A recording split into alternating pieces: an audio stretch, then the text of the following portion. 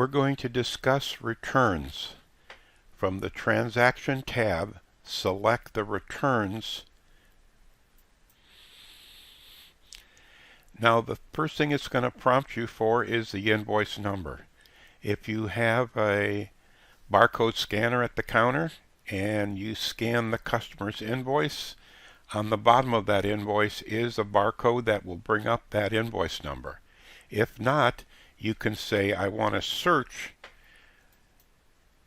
and here are some of the invoices that we've done in the past. Let's say for AJ's Grill. Let's select that one. Now here are the items that were purchased on that invoice, and he would like to return the countertop round warmer.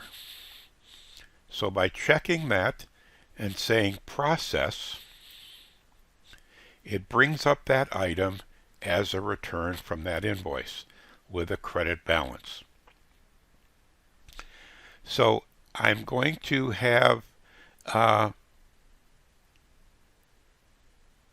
tender button, and it's going to ask us, is there a PO number on this? And no, there's not, so we'll just hit the OK button.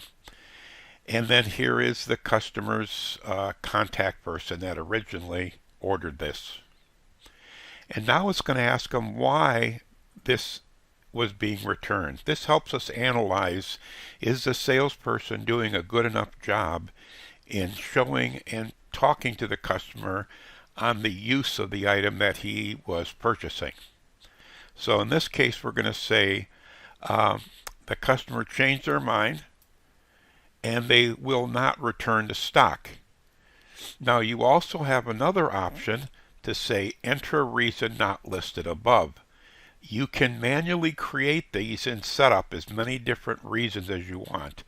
But to create one on the fly, you can say enter reason not listed. And then we're going to say customer changed their mind as a default, but we can then say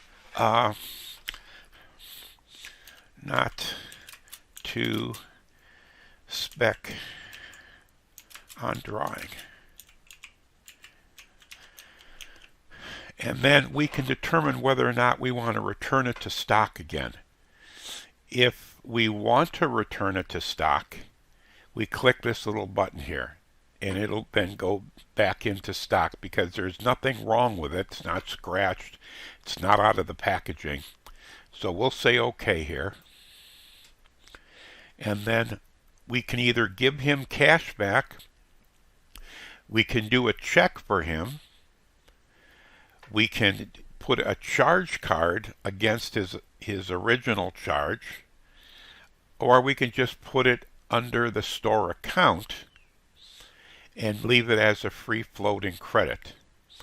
So if I select check and say OK, another window comes up and says we can return the check that the customer gave you if you haven't balanced your register yet, or we can send the customer a refund check.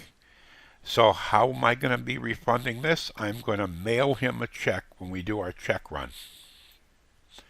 And it'll come up with the information of where that check's going to go to, and we can change it if we need to.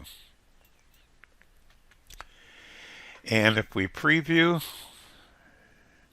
we see that this was sold to this, and it was a return. This is, we're going to cut a check for this guy for the $281.63.